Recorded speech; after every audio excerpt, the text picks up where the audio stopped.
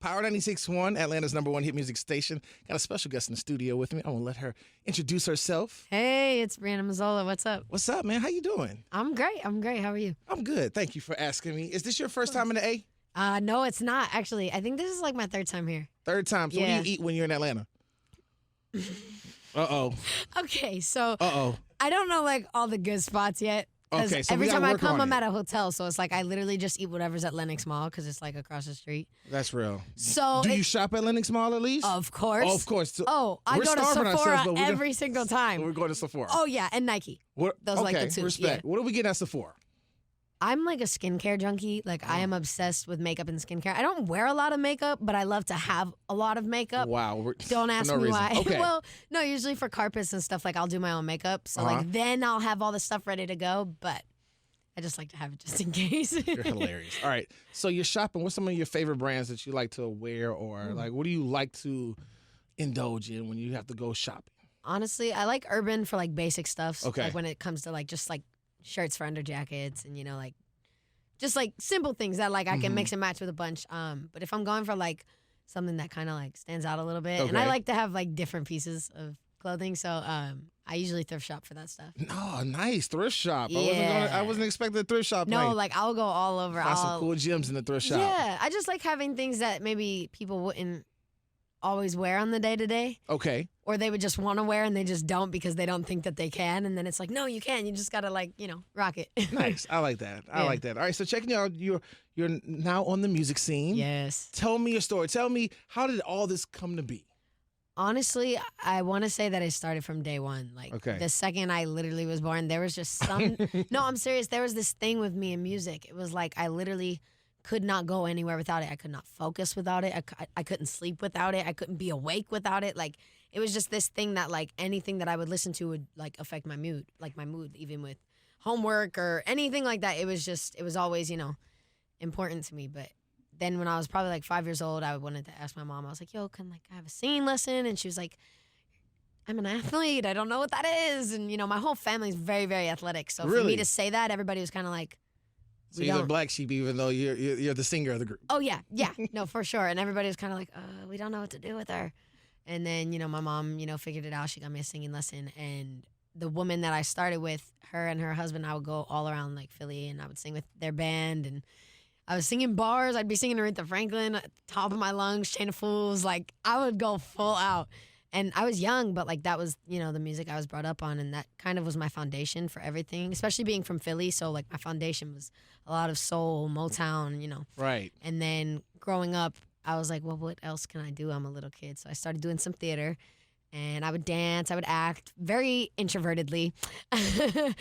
Wait, talk to me. How can you be an introvert but yet be on the stage or act and do those things in front of people? It took me a minute to do what I did on my kitchen table in front of public, like in front of people. It took me a minute. The kitchen table was your first stage? Oh, yeah, my kitchen table and my fireplace. I would stand up there and I would make my parents introduce me and I would put on this whole show, but they would just be like, what is this? And then I'd go out in public and I was like, Interesting. I wouldn't say a thing. What was your favorite role that you did for theater? I was usually always ensemble. Oh. It's okay. No, I didn't talk. They would give me a role and then I'd be like on stage and they'd be like, all right, this isn't going to work. We need to get rid of it. Put her in the back. Make her a reindeer. I would say my favorite show that I actually ever did though was probably Annie, but that's because I got to work with Wanda Sykes. She was Miss Hannigan. What? And I was Pepper. And that was really cool because... How did that happen? It was at the local theater that I did all my productions. And Wanda Sykes just happened to be there, and she was like, "Let's do this." I mean, yeah, they got her to do it, and she literally was the nicest human being. Like I can't even tell you. She came up to me and my sister. She's like, "Here's my email. Feel free to reach out." And we were like, "Oh my god." So do you still email Wanda Sykes? No, I did. What? I would feel bad. What? She gave you your email. Yeah, but like I was a little kid and I didn't want to annoy her because like I feel like she might have done that just to be nice and like reach out a hand. But no, she was really amazing. It was really great. So if Drake gave you his email, you're not going to use his email? I don't know. I feel like I'd rather be like, here's my email. You know what I mean? The player move. I see. Well, no, I don't want to be the one to like inconvenience somebody or go out or make them feel like, I gotta hit this person back. Like I'd rather be the person that's, on that side of things. I see. I respect that. Yeah. So you have. I was checking out your music. Yeah. And I really love the upbeat tempo that it goes to, and I love your voice in it. Talk to me about your songs and where they come from. Like how are you feeling when you had these songs produced? So what happened is usually when I write a song is I'll have like something traumatic happen to me that week and I'm like, okay, I need to go to the studio because I'm a hermit. I don't leave the house much. So like I'm not the one to like go out with friends and have a good night and then, forget about everything that I, was going through. I literally, the only way I can move past something is if I write about it. So I'll call up, my little crew. I'll go to the studio and I'll write with them and I'll just kind of go on like a 20-minute rant about like everything that's going on. And obviously the people that I write with, I'm close enough with now that I kind of just speak my mind and, they're sitting there and they don't judge me. They just let me, talk, and they'll kind of write down like their favorite things that I say, and they'll kind of like take the summarizing points, and then afterwards they're like, we can literally just take the conversation that you had with that person and that thing and just make it the song. Right. So a lot of my songs are genuinely just like conversations. Like I'll come and I'll be like, yeah, and then I asked him, how much he loved me, and then he was like, what's that supposed to mean? And I'm like, well, do you care? Like, and that literally was the hook for how much. And it's just crazy because I'll go in and I'll just literally state the conversation I had. And that's so. I gotta ask you a question. How do you quantify? You asked. I don't want to be that guy in that question because you just asked him, "How much do you love me?" And he's like, "What? Like, I mean, like on a scale from 1 to 10. Like, are we talking Skittles or like what are we talking about?" Oh yeah. Okay. So I wrote that song about my best friend. Okay. And we were leaving the Super Bowl party. It was the night the Eagles won. Oh, shout out to my team. But no, it was the night the Eagles won the Super Bowl. We were leaving some event and I got like this text, and when you kind of have those things that like when you just kind of like the smallest thing will just set you off. Yep, absolutely. This was that text, and he had never really seen that side of me. And keep in mind, he's been my friend forever. Okay, but it was kind of like, what's going on with Bree? Why is she in this mood? Because I'm usually pretty good at like shutting down emotions, and all of a sudden I kind of just like started. Why were you so emotional? What happened? It was just a text that I didn't want to see, and I was like. Oh, that just, when you kind of like, you can't protect somebody, but you want to be there for them, and you're like, well, there's no way I can do that. I'm not there. Yeah. So I kind of started having like that little panic attack moment where you're like, and you're like trying to breathe, and I was driving. And so he tried to console me and like, like, it's okay. And I'm like, don't touch me, freaking out. And the more you say it's okay, the worse it gets. Oh, exactly. And so then at that point, I was gone. I was like, I'm so in these feelings at this point. And then he was like, you can talk to me if you want, like, about these things. And I'm like, nah, I'm good. I'm going to just bottle it up and write a song about it, You'll hear about it later. You'll hear about it later, yeah. And then, he was obviously being genuine, and I was like, well, like, how much do you love me, though? Like, do you really want to hear those things? Or are you just saying that because you're my friend and you're trying to be nice? Because, like, once I tell you those things, you're not going to look at me the same because you're going to see why I am the way I am and how I tick. So Jesus, I literally... I'm staring at you now and I'm getting nervous. I'm like, bro. What? No, but you know what I mean? Like, certain things that you go through in life that really shape you and they define you as a person. And when you let somebody in on those things, that's when they're like, I got you.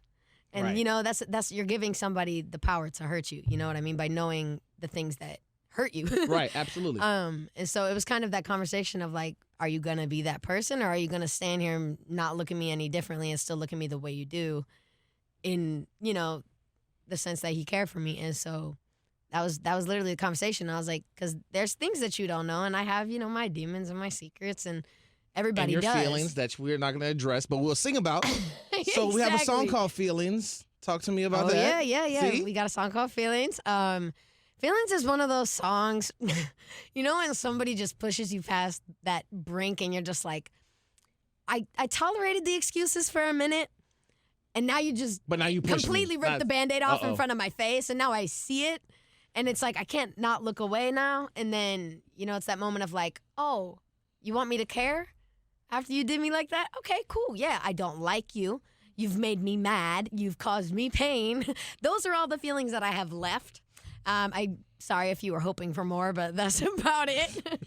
And, it's just that moment when somebody kind of just, like, they push you to that point of, like, you can't go back. You can't care about them anymore because they've just done you wrong so many times. And then there's just that one thing that you were like, okay, thank you. Have a good day. Like, I don't care. Buddy, I feel like you need a hug. I feel like I want to just jump over there. No. I'm good. See, that's what the music's for. That's what the music's for. You're like, you good? Yeah, I'm good. I'm fine. Listen to this song. Jesus.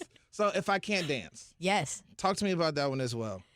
If I Can't Dance, that's one of my favorites. It's one of those songs that like it just makes you think about like, you know, the first time that you really like catch those feelings for somebody, whether it's the first time you have a crush or the first time you're just catching new feelings for a person. Right. And it's kind of that phase. Yeah, it's that moment where you're like a little Twitter-pated, you know? Oh my goodness. And this was a conversation. I was at a party with this person that I wrote the song about. He walks in and obviously I'm like, great, I like him. This is cool. What am I going to do now? And, you know, it was just that moment of like, okay, well, you got swag. I'm over here chilling. What we doing? There's obvious eye contact. There's something going on. And then, you know, you just kind of. This is great. Jump into those feelings. Oh, my goodness. Well, so with that being said, I know there's a keyboard next to you. Yes, there is, yes. Are we going to play this keyboard? Oh, yes. We're going to play this keyboard. Well, you mosey on to over your area. And we're going to keep this going. Oh. How's everybody in the room? Everyone's good? Good. We all good? Oh, yeah. We're feeling blessed. We're good. All right. So I don't know what you're going to sing for me. I'm excited. I think I know, but, you know, you might surprise me. I mean, you could start off with Aretha and then go on to something. I don't know what you're going to do. You never know. You never know. You never know. So what we hopping into right now? What's the first song we're singing? This is going to be How Much. Okay, How Much? This single, yeah. Let's go.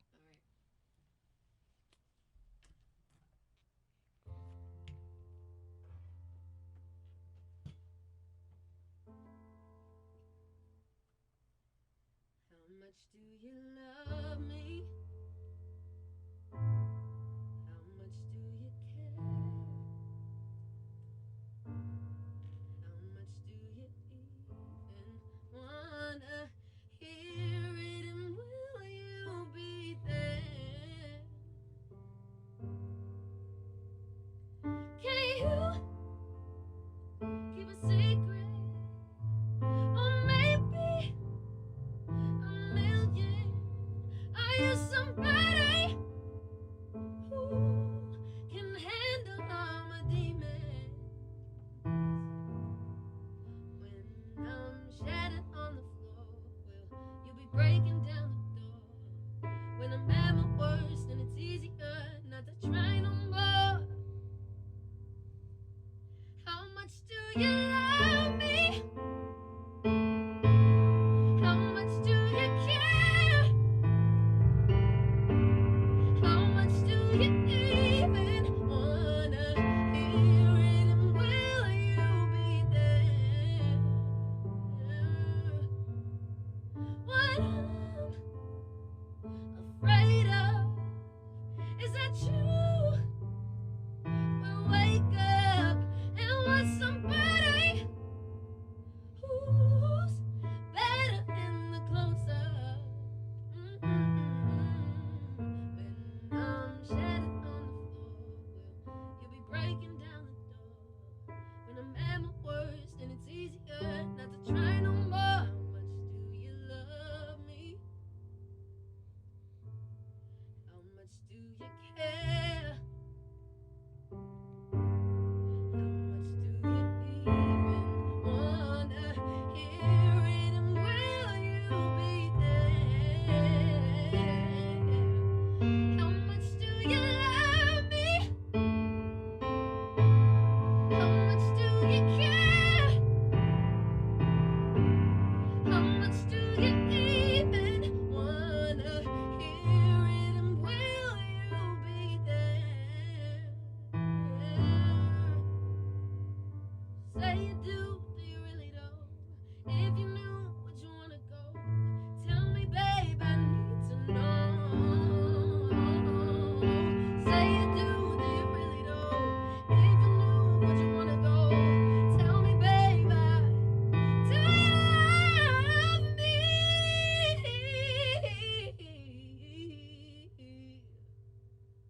How much do you love me? Brianna, where's all that soul and that voice coming from? It's so strong. Don't lose that conviction that you have when you sing. Because I like, God honest truth, I don't want to be that guy when you ask that question. Because if all that emotion came out from you singing, I can only imagine what he was like when he was like, well, how much do you care? And you're like, I'm gonna go ahead and back out of here, please. That's crazy. But that was an amazing. You have an amazing voice. The song was amazing. Thank you. Do we have anything else going on this keyboard?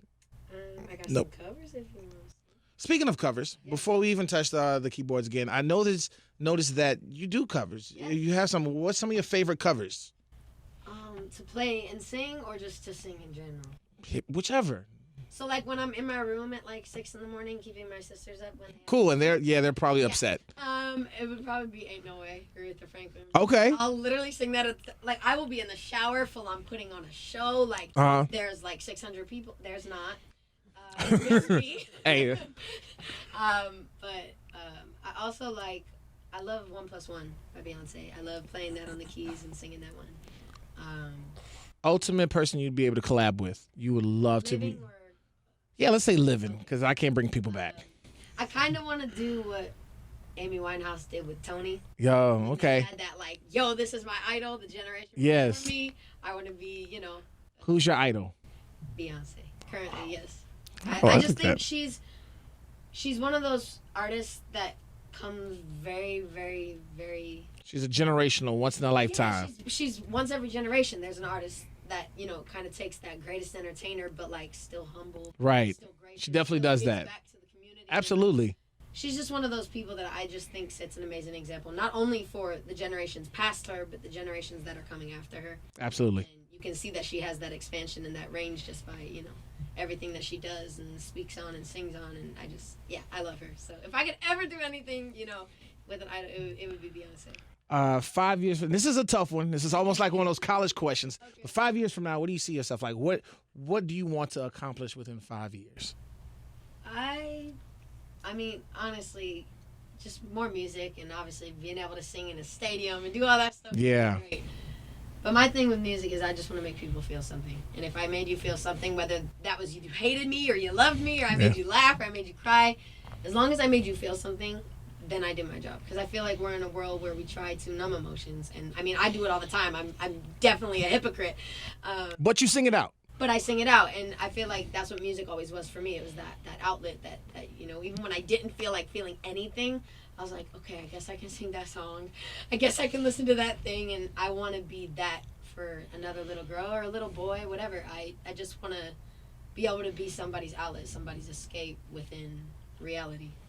So as long as I can do that, I don't care if it's at the Grammys or at a local coffee shop, then I did my thing. So there you go. I don't even know what ballot you're on, but I want to vote for you. That was like the most perfect answer ever. So thank you. That's awesome. If you want to do a cover, you're more than welcome to. If not, I've always enjoyed my time with this whole situation. So what do we? All right, yeah. Here we go. This song that I have, this is a song that I really wish I wrote. It was so well written, and honestly, it was conversational, and that's my favorite types of songs when I listen and I want to remember the lyrics, not just the melodies. Right. To it, it's like her has this gift of telling a story in a conversation and making you kind of want to dwell in those feelings a little bit. Absolutely. Like you still are a boss after you said it. I love this song, and it's newer, but since I've heard it, it has been played in every car ride. So this is Hard Place.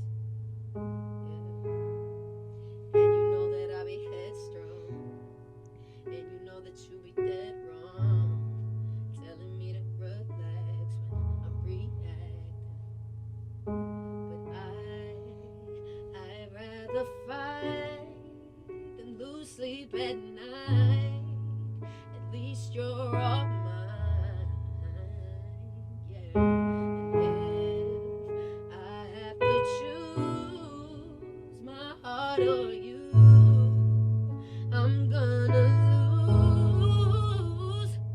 What if nothing ever will change? Oh, I'm caught between your love and a hard place. Oh, I wish there was a right way. I'm caught between your love and a hard place. Oh.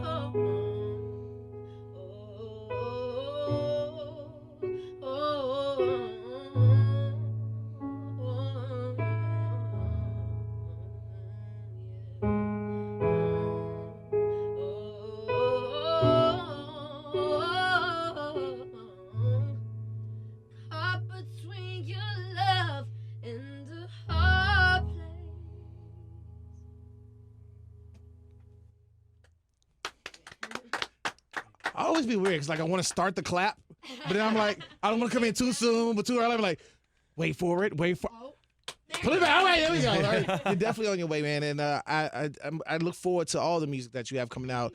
And don't forget the little people. Remember this moment. I love this. I love this stuff. This is the stuff that you remember. All right. Well, leave a message for Atlanta, and then we out.